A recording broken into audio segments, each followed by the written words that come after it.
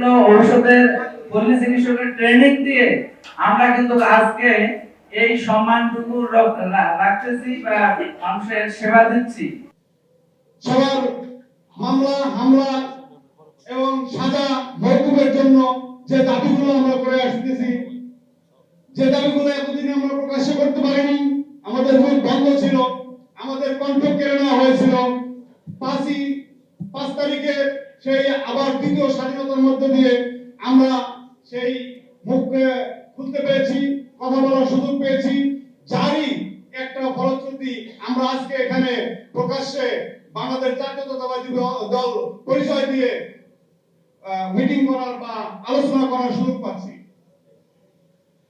যাই হোক, এ পর্যায়ে আমাদের মাঝে সংক্ষিপ্ত বক্তব্য নিয়ে আসবেন সুদূর গাজীপুর জেলা থেকে আগত ডক্টর মোহাম্মদ সেলিম আহমেদকে দু একটি কথা বলার জন্য অনুরোধ করছি।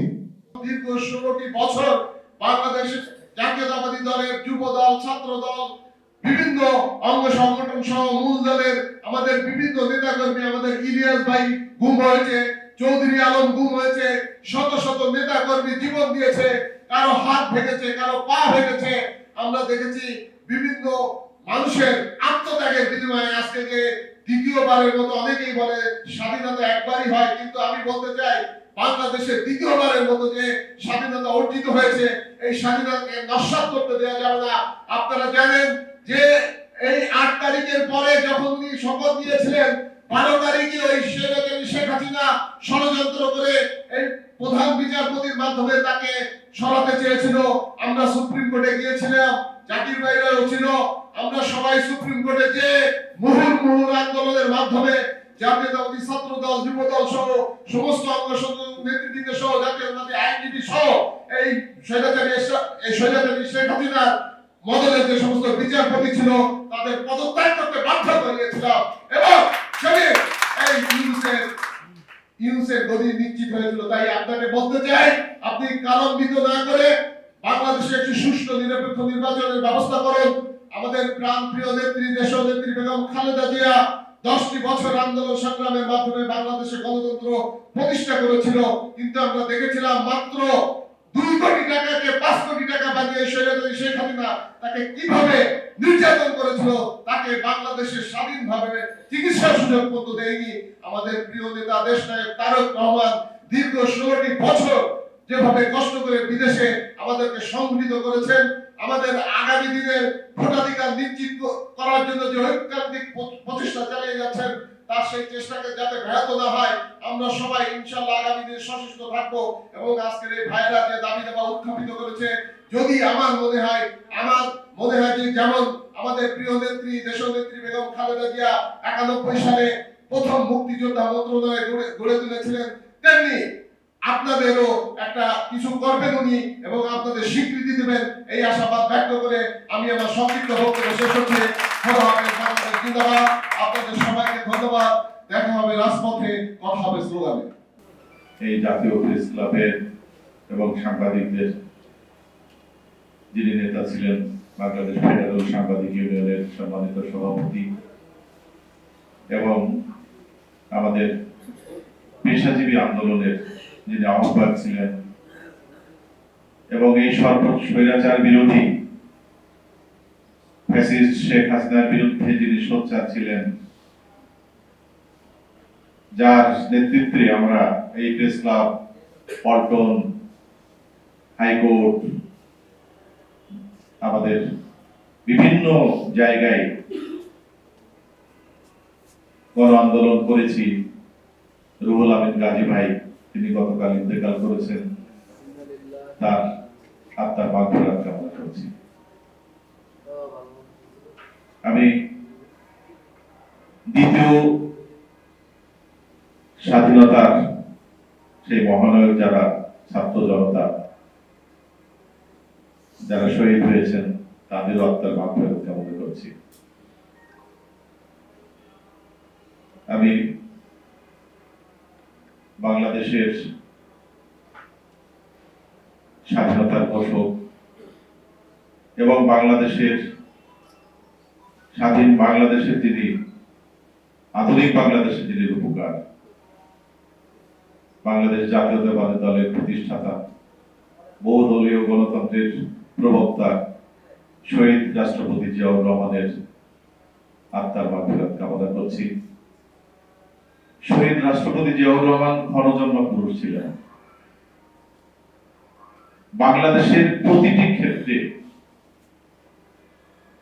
যেখানে দুর্বলতা ছিল, যেখানে ক্ষতিগ্রস্ত ছিল, সেই প্রতিটি ক্ষেত্রে কিন্তু শহীদ রাষ্ট্রপতি জিয়াউর রহমান ভূমিকা রেখেছেন, উন্নয়নের পথগুলি দেখিয়ে দিয়েছেন। স্বাধীনতা পরবর্তী পর্যায়ে আমরা যখন চিকিৎসার অভাবে সাধারণ মানুষেরা অত্যন্ত কষ্টে ছিল, ডাক্তার ছিল না, হসপিটাল ছিল না, ফলে সাধারণ মানুষেরা চিকিৎসার অভাবে ধুকে ধুকে মরত, ঠিক সেই মুহূর্তে শহীদ রাষ্ট্রপতি জিয়াউর রহমান কিন্তু মানুষের উন্নয়নের জন্য সুচিকিৎসার জন্য পল্লী চিকিৎসা কেন্দ্র গড়ে তুললেন, পল্লী চিকিৎসক নিয়োগ করলেন। এটা থেকে প্রমাণিত হয় যে শহীদ রাষ্ট্রপতি জিয়াউর রহমান কতটা সুদূর পরিদর্শী একজন নেতা ছিলেন, একজন মহানায়ক ছিলেন, কত স্টেটমেন্ট ছিলেন। আজকে আমি এই দিনে দাঁড়িয়ে আপনাদের পক্ষ থেকে এটা বলতে চাই, শহীদ রাষ্ট্রপতি জিয়াউর রহমানের সেই যে পল্লী চিকিৎসার যে দায়িত্ব, সেই দায়িত্বটুকু কিন্তু কাঁধে তুলে নিয়েছেন আপনারা। সাধারণ মানুষেরা সবচেয়ে বেশি যার কাছে স্বাচ্ছন্দ্য বোধ করে, বিনা পয়সায় তারা চিকিৎসা লাভ করতে পারে, সুপরামর্শ লাভ করতে পারে, তারাই হলেন ফার্মাসিস্ট। যারা আজকে আপনারা আমার সামনে বসে আছেন, বাংলাদেশের 64 জেলায়, প্রতিটি উপজেলায়, প্রতিটি গ্রামে এমন কোন জায়গা নেই যেখানে ফার্মাসিস্ট নেই, এবং এমন কোন জায়গা নেই যে সাধারণ মানুষেরা আপনাদের কাছে না আসে। এই যে দায়িত্বটা পালন করছেন, এই জন্য আমার শিক্ষক সমাজের পক্ষ থেকে আপনাদেরকে ধন্যবাদ জানাচ্ছি। আজকে ফ্যাসিস্ট সরকারের কথা অনেকে বলেছেন। 18টি বছর বাংলাদেশের মানুষের ভোটের অধিকার তারা হরণ করে দিয়েছিল, বাংলাদেশের মানুষের বাক স্বাধীনতা হরণ করে দিয়েছিল, বাংলাদেশের মানুষের কথা বলার যে অধিকার, সেই অধিকার হরণ করেছিল। ঠিক একইভাবে এই যে তৃণমূলে আপনারা যে স্বাস্থ্য সেবা দিয়ে চলেছেন, আপনাদের কথা বলার উপর মানে তার অধিকার ছিল না। আমরা যেমন শিক্ষকরা এই ফ্যাসিবাদের বিরুদ্ধে জনমত সৃষ্টি করার জন্য কাজ করেছি, আমরা যেমন শিক্ষকরা অভিভাবকদের মধ্য দিয়ে, ছাত্রদের মধ্য দিয়ে কাজ করেছি, ঠিক একইভাবে আমার বিশ্বাস এই জাতীয়তাবাদী ফোরামের ফার্মাসিস্টরা শেখ হাসিনা বিরোধী সংগ্রামে তারা গুরুত্বপূর্ণ ভূমিকা পালন করেছে জনমত সৃষ্টি করার জন্য। এবং সেই কারণেই এই যে তৃণমূলের ছাত্ররা, আমি শিক্ষক হিসেবে একসময় ভাবতাম যে আমরা বোধহয় ব্যর্থ, আমরা বোধহয় সঠিকভাবে জাতি গঠনটা করতে পারলাম না। কিন্তু আজকের দিনে দাঁড়িয়ে বলতে চাই, আমরা এমন একটি ছাত্র সমাজ গড়ে তুলতে পেরেছিলাম, যে ছাত্র সমাজ বাংলাদেশে নতুন করে একটি স্বাধীনতা উপহার দিয়েছে। ঠিক একইভাবে আপনারাও তৃণমূলে যে জাতীয়তাবাদী চিন্তা চেতনা ফার্মাসিস্টরা, তারাও আপনারা দায়িত্ব পালন করেছেন। সেই জন্য বাংলাদেশ জাতীয়তাবাদী দলের পক্ষ থেকেও আপনাদের প্রতি কিছু করণীয় আছে। আপনাদের যে দাবিগুলি, এই দাবিগুলি কিন্তু আপনাদের দাবি নয়। আমি মনে করি এই দাবিগুলি সাধারণ মানুষের দাবি। প্রতিটি ক্লিনিকে ন্যূনতম একজন করে ফার্মাসিস্ট থাকবে। যদি থাকে তাহলে উপকার হবে কাদের? সাধারণ মানুষের। সেই যে সাধারণ মানুষ কারা?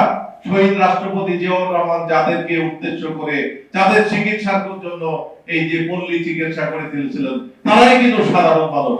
এবং সেই সাধারণ মানুষের চিকিৎসা নিশ্চিত করার জন্য প্রতিটি চিকিৎসা কেন্দ্রে একটি করে ফার্মাসিস্ট থাকা অত্যন্ত জরুরি। বাংলাদেশ জাতীয়তাবাদী দলের পক্ষ থেকে যেখানে যাওয়া মানে বলার সুযোগ আসে আমি অবশ্যই এই কথাগুলি তুলে ধরবো ইনশাআল্লাহ। আপনারা জানেন যে বাংলাদেশ জাতীয়তাবাদী দলের পক্ষ থেকে 31 দফা ঘোষণা করা হয়েছে। এই 31 দফা ঘোষণার মধ্যে বাংলাদেশের উন্নয়ন নিহিত রয়েছে, বাংলাদেশের জনগণের ভাগ্যের উন্নয়ন নিহিত রয়েছে, বাংলাদেশের গণতন্ত্র উন্নয়নের রয়েছে। প্রতিটি ক্ষেত্রে যেমনি করে 31 দফার মধ্য দিয়ে একটি দিক নির্দেশনা আছে, ঠিক একই ভাবে স্বাস্থ্য সেবারও একটি সুন্দর দিক নির্দেশনা আছে। সেখানে বলা হয়েছে যে প্রতিটি মানুষের জন্য একটি ফ্যামিলি কার্ড দেওয়া হবে, চিকিৎসার ফ্যামিলি কার্ড, নাকি আপনারা জানেন তো এটা? এবং সেখানে বলা হয়েছে জিডিপির 5% কিন্তু এই চিকিৎসা ক্ষেত্রে ব্যয় করার জন্য বাজেট বরাদ্দ দেওয়ার ঘোষণা দেওয়া হয়েছে বাংলাদেশ জাতীয়তাবাদী দলের। এবং এই যে 31 দফা যিনি প্রণয়ন করেছেন তিনি কে? শহীদ রাষ্ট্রপতি জিয়াউর রহমানের সুযোগ্য সন্তান। তিনি কে? দেশনেত্রী বেগম খালেদা জিয়ার সুযোগ্য সন্তান। তিনি কে? সেই সুদূর লন্ডনে বসেও যিনি বাংলাদেশের স্বাধীনতা, বাংলাদেশের গণতন্ত্র, বাংলাদেশের মানুষের ভোটের অধিকার প্রতিষ্ঠার জন্য নিরলসভাবে আন্দোলন করে গিয়েছেন এবং আপনাদের উদ্বুদ্ধ করেছেন, ছাত্র জনতাকে উদ্বুদ্ধ করেছেন এবং ছাত্র জনতার মাধ্যমে, বিপ্লবের মাধ্যমে এই ফ্যাসিবাদ সরকারের পতন হয়েছে। শুধু পতনই নয়, শেখ হাসিনা বলেছিল শেখের মেয়ে কোনোদিন পালায় না। সেই শেখ হাসিনা আজকে বাংলাদেশ ছেড়ে পালাতে বাধ্য হয়েছে। তার সামনে দুটি কথা বলে, জাতির উদ্দেশ্যে দুটি কথা বলে যাওয়ার সময় সুযোগ হয়নি। এমনি বিপ্লব গড়ে তুলেছেন কে? শহীদ রাষ্ট্রপতি জিয়াউর রহমানের সুযোগ্য সন্তান জনাব তারেক রহমান। আমরা বিশ্বাস করি আমরা অতি দ্রুততম সময়ের মধ্যে শহীদ রাষ্ট্রপতি জিয়াউর রহমানের সুযোগ্য সন্তান বাংলাদেশে ফিরে আসবে বীরের বেশে, এবং আপনাদের অধিকার, বাংলাদেশের মানুষের অধিকার, গণতান্ত্রিক অধিকার, বাক স্বাধীনতার অধিকার, সকল অধিকার শহীদ রাষ্ট্রপতি জিয়াউর রহমানের সুযোগ্য সন্তান এবং বিএনপির ভারপ্রাপ্ত চেয়ারম্যান যারা তারেক রহমান সাহেব নিশ্চিত করবেন।